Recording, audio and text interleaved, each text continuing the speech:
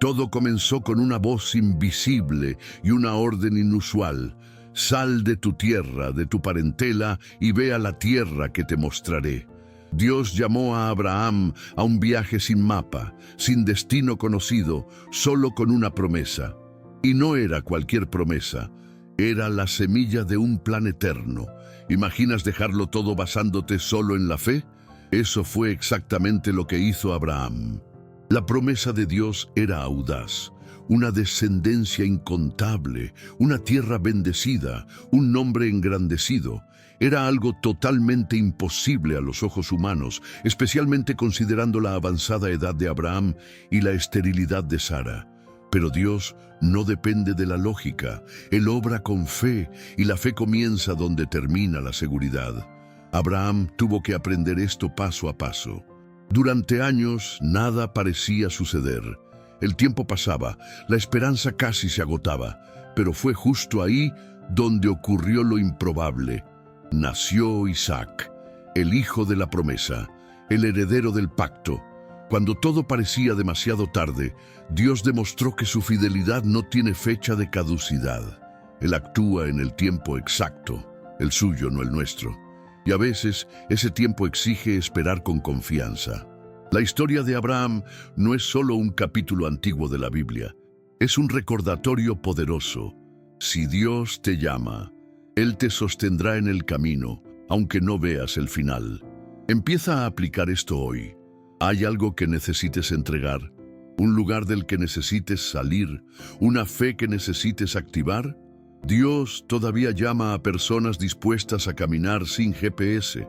Y lo más increíble es que esta promesa no se detuvo en Abraham.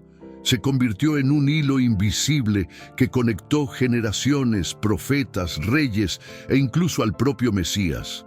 Pero esta conexión solo empieza a tomar forma con un hombre llamado Jacob, que descubriría que su nombre no era el fin de la historia, sino el comienzo de una nueva identidad.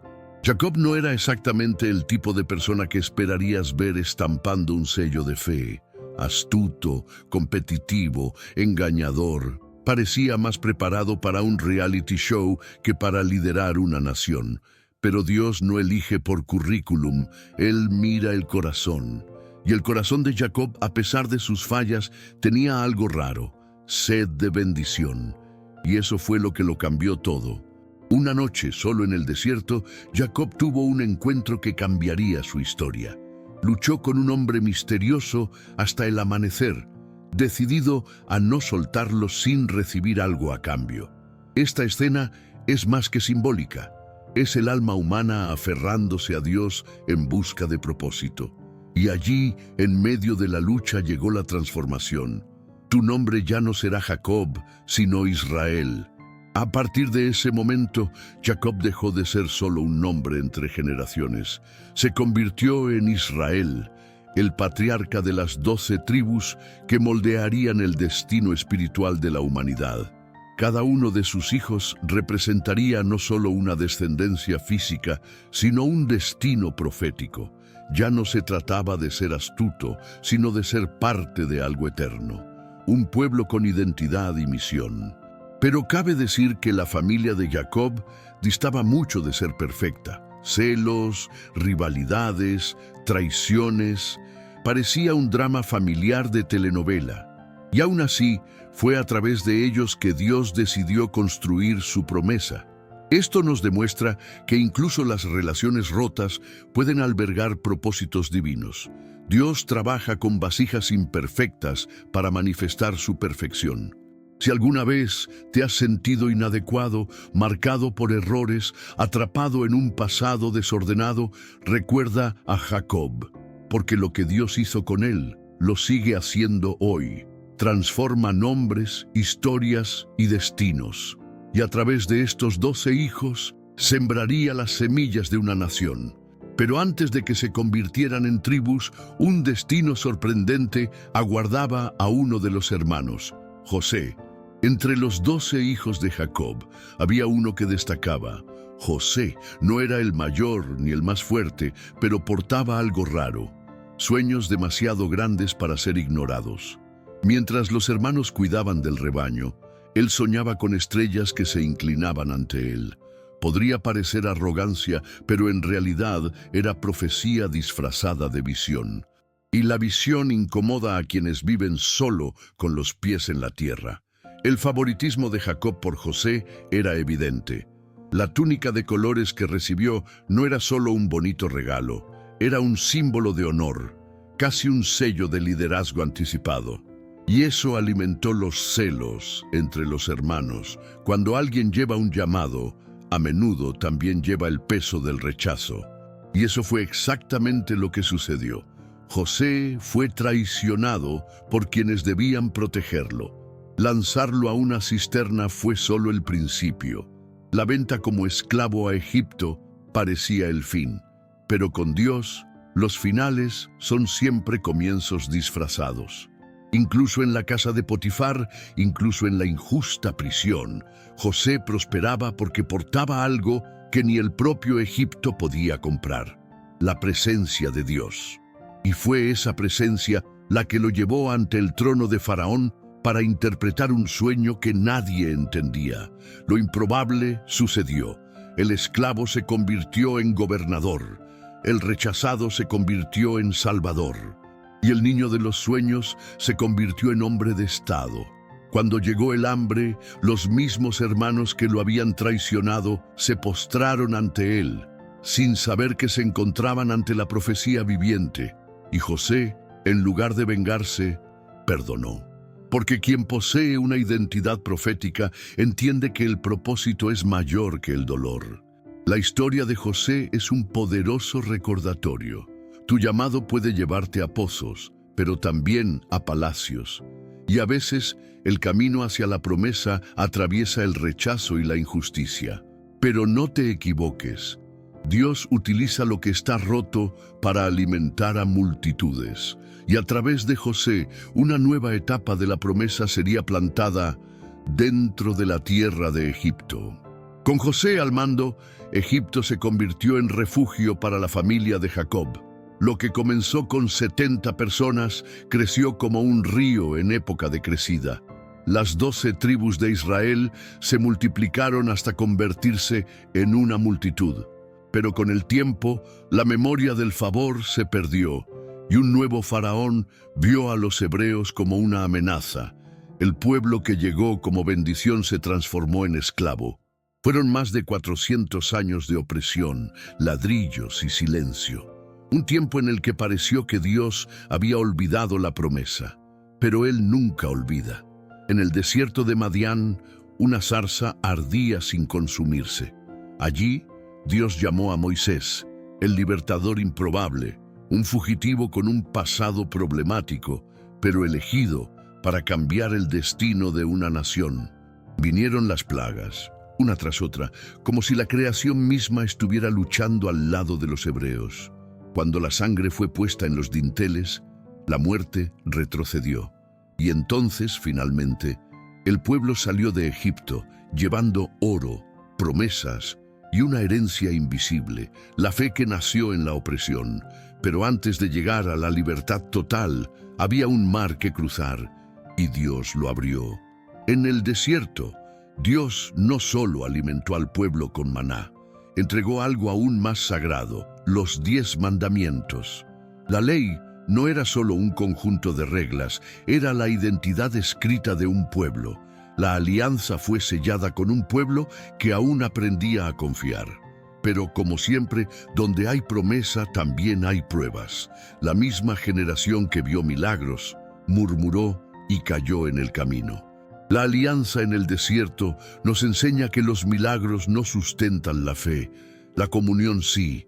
Dios quería formar más que una nación libre, quería un pueblo de corazón obediente, y es ahí donde entra Josué, el sucesor de Moisés, porque después del desierto vendría el momento de la conquista.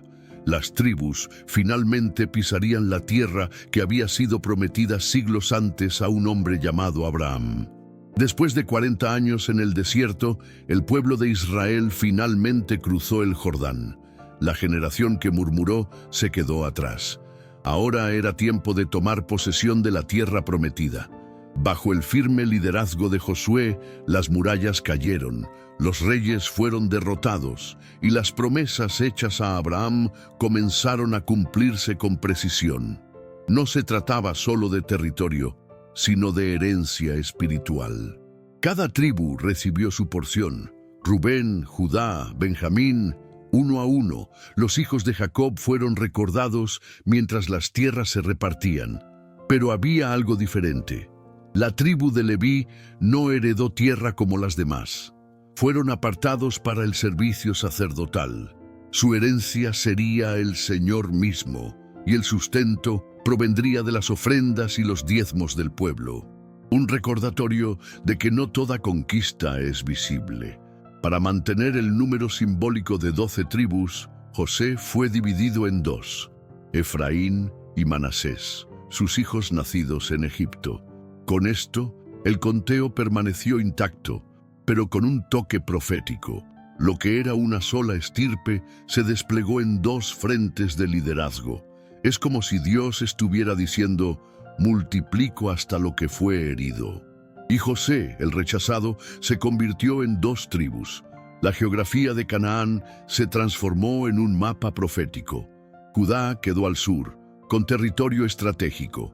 Efraín y Manasés ocuparon partes centrales y al norte. Benjamín se situó entre Judá y Efraín, un puente entre reinos futuros. Cada posición tenía un propósito. Nada fue aleatorio, ni la tierra, ni los límites. Todo apuntaba a lo que aún vendría. Este momento de distribución fue más que una división de tierra. Fue el inicio de la concreción de una identidad nacional. Un pueblo que antes era esclavo, ahora caminaba como tribus organizadas, con estandartes, líderes y propósito. Pero como toda herencia, lo que se recibe con honra debe mantenerse con obediencia. Y fue ahí donde el escenario comenzó a dividirse literalmente. Antes de partir, Jacob reunió a sus 12 hijos y liberó sobre cada uno de ellos palabras que iban más allá de la paternidad. Eran declaraciones espirituales, diagnósticos del alma y vislumbres del futuro. No entregó consejos genéricos, sino profecías agudas. Y eso lo cambió todo, porque cuando un padre que caminó con Dios habla, el cielo presta atención. Rubén, el primogénito, tenía el derecho natural del liderazgo, pero Jacob vio algo más profundo: inestabilidad.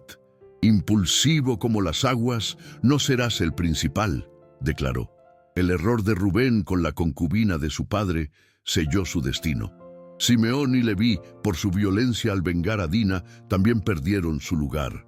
La bendición que pudo coronarlos ahora los dispersaría entre las tribus. Pero entonces surgió Judá. Jacob lo exaltó con palabras poderosas: el cetro no se apartará de Judá. Fue como un sello mesiánico. De él vendría David, de él vendría el Mesías. Judá no era perfecto, pero tenía algo que los demás no: arrepentimiento, coraje, liderazgo. Su nombre resonaría en guerras, alabanzas e incluso en las genealogías del Nuevo Testamento.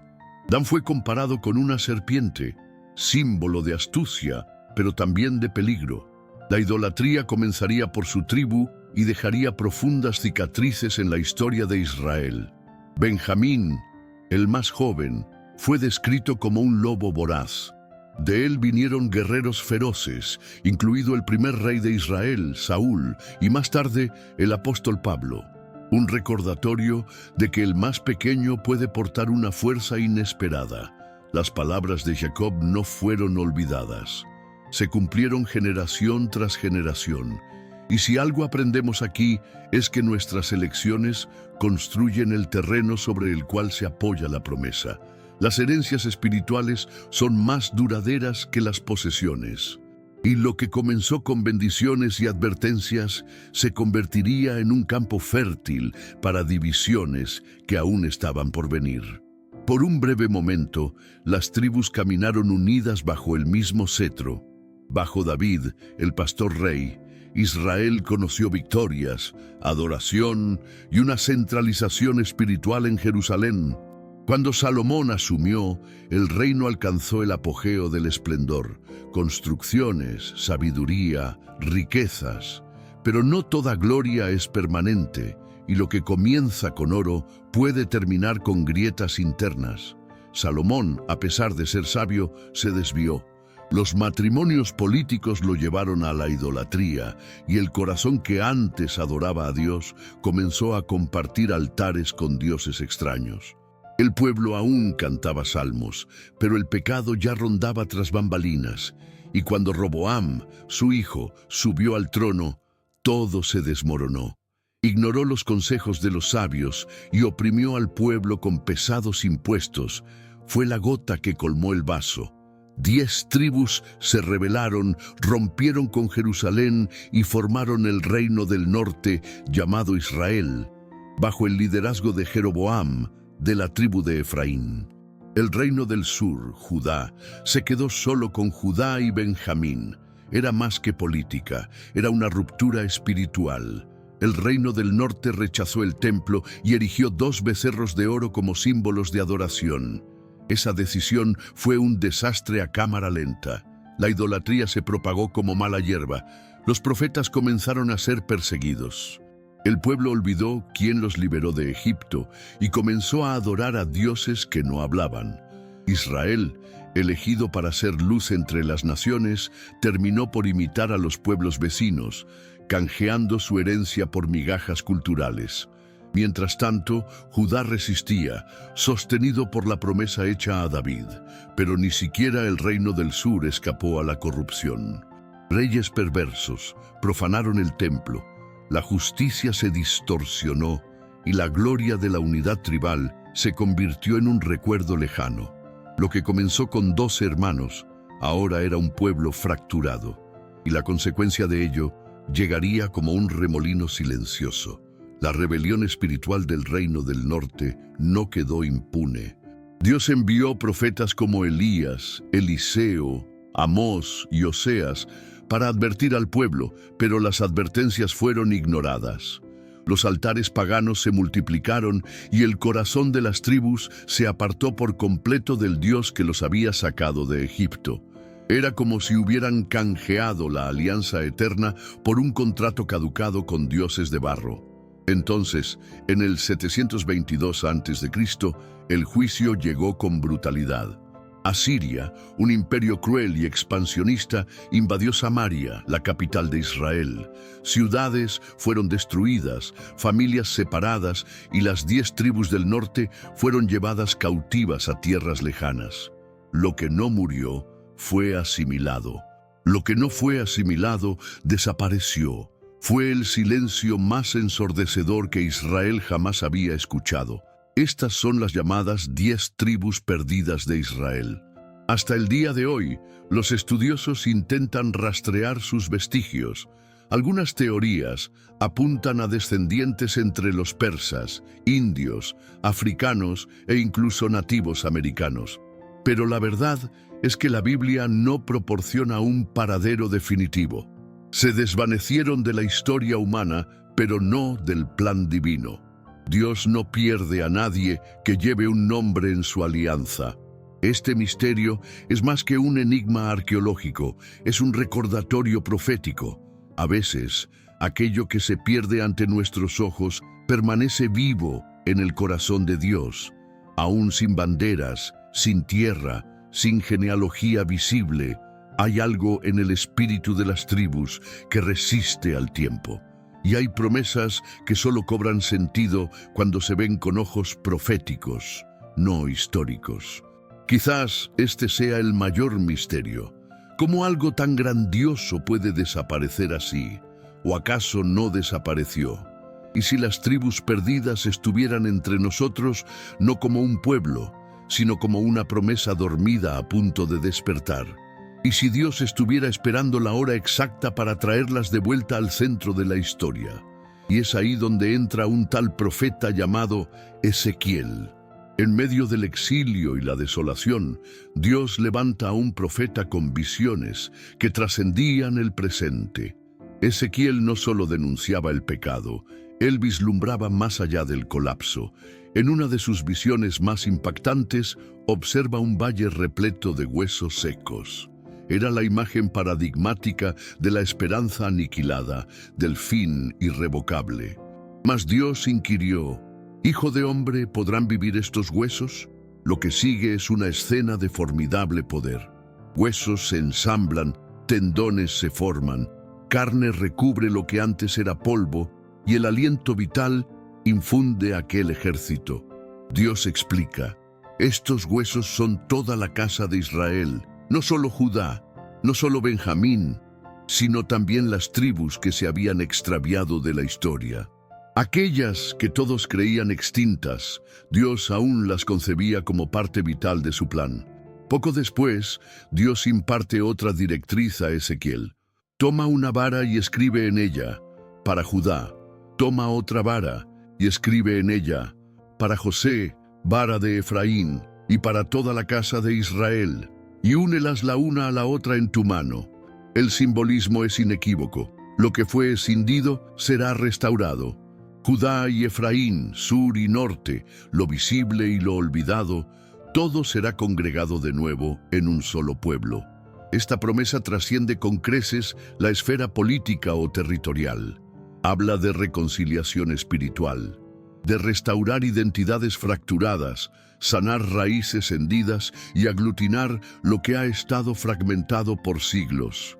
Y si esto parece distante, recuérdese: muchos de nosotros también albergamos facetas de nuestro ser que parecían perdidas. Y el mismo Dios que une varas y huesos, aún restaura destinos en la actualidad. La visión de Ezequiel no culmina en una restauración simbólica. Señala hacia un futuro en el que el pueblo será congregado bajo un solo rey, con un solo corazón, en una alianza renovada.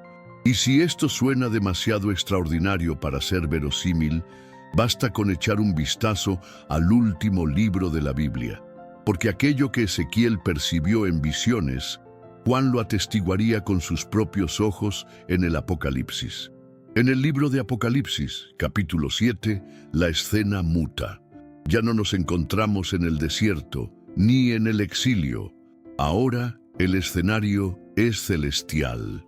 Juan contempla a 144,000 sellados, 12,000 de cada tribu de Israel. Nombres que parecían olvidados resurgen como elementos cruciales de un designio divino. Es como si Dios declarase: jamás dejaron de formar parte de mi narrativa. Mas hay algo peculiar en el censo. La tribu de Dan no figura. Ella, que fue signada por la idolatría y la rebeldía desde los albores de Jeroboam, queda excluida de los sellados.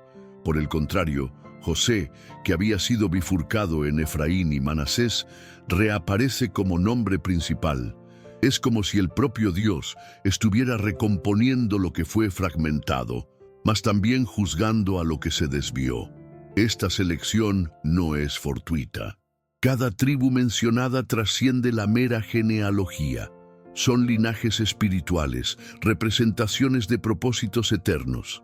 Están selladas para los últimos días, resguardadas en medio del juicio, separadas como remanentes. Y el hecho de que figuren al final del mundo demuestra que, para Dios, ninguna promesa ha sido olvidada, ni siquiera tras milenios. Algunos intentan interpretar los 144,000 como un número simbólico, otros como algo literal, pero independientemente de la interpretación, el mensaje es inequívoco. Las tribus aún forman parte del plan. No han sido borradas, sino preservadas. Y lo que el mundo ha extraviado en los mapas, Dios lo ha guardado en los cielos. El cielo conoce sus nombres, sus historias y sus destinos. Esta revelación nos invita a percibir la Biblia como un ciclo, no como una línea recta. Los nombres que emergen en Génesis reaparecen en el Apocalipsis. Lo que comenzó con una promesa a Abraham se manifiesta ahora como un ejército sellado en los cielos. Y aún hay más, pues si las tribus están siendo selladas, el regreso del rey se aproxima más de lo que imaginamos. Desde Abraham hasta el Apocalipsis, La historia de las 12 tribus de Israel no versa únicamente sobre geografía o genealogía. Es un testimonio de la fidelidad de un Dios que no olvida nombres. Fueron esclavizadas en Egipto, liberadas por Moisés, guiadas por Josué, coronadas por David, divididas por reyes, dispersadas por imperios. Y aún así, persisten vivas en la narrativa divina. Podría parecer singular que un pueblo tan fragmentado siga en el epicentro de la profecía, pero es precisamente esto lo que confiere tal poder al conjunto. Dios no opera a través de la perfección humana, opera mediante alianzas, y si Él ha prometido, Él cumplirá. El mundo puede olvidar, la historia puede borrar, pero el cielo guarda cada promesa como quien atesora una herencia viviente. Hoy las tribus no están organizadas como antaño. Algunas ni siquiera saben que pertenecen a este linaje. Pero Dios no necesita un certificado de nacimiento para reconocer a sus hijos. Él percibe la sangre, la identidad, el propósito, e incluso aquellos que se creen al margen de la promesa pueden formar parte de ella a través de la fe. Esto es lo que el apóstol Pablo quiso expresar. No todos los de Israel son propiamente Israel. He aquí la magnificencia del plan divino es superior al tiempo, más robusto que el olvido y más profundo que la geopolítica. Quizás te encuentres distante de tu origen, quizás ni siquiera sepas de dónde provienes espiritualmente, pero Dios lo sabe. Y puede que te esté llamando no como a un individuo ajeno, sino como a un componente de aquello que Él ha de restaurar plenamente. Si las tribus están regresando, es porque el Rey también lo está. Y cuando Él venga, no vendrá solo a buscar a un pueblo cualquiera. Vendrá a reunir lo que estaba disperso, a restaurar lo que estaba roto, y a cumplir hasta la última letra de lo que prometió a Abraham, Isaac, Jacob, y quizás también a ti. Porque si sus nombres todavía están en las manos de Dios, ¿quién garantiza que el tuyo no lo está también? Por eso, no ignores este llamado silencioso que pulsa en lo profundo del alma. La historia de las tribus no es solo un registro antiguo, es un espejo profético, un recordatorio de que las promesas pueden parecer dormidas, pero nunca están muertas. Dios todavía reúne, todavía sella, todavía cumple lo que prometió. Y si Él comenzó con Abraham, Él también puede estar comenzando algo en ti. No se trata de religión, ubicación o linaje, se trata de respuesta. El tiempo se está acabando y el reloj profético no se ha detenido. El regreso de las tribus es una señal. El regreso del Rey es seguro. Y quizás tú seas parte de ello, no como espectador, sino como parte de la promesa viva. Si este mensaje tocó tu corazón, compártelo con alguien que también necesita despertar a su propósito. Suscríbete, sigue los próximos capítulos y comenta abajo. Yo soy parte de la promesa, porque la historia aún se está escribiendo y tu nombre podría estar entre los elegidos.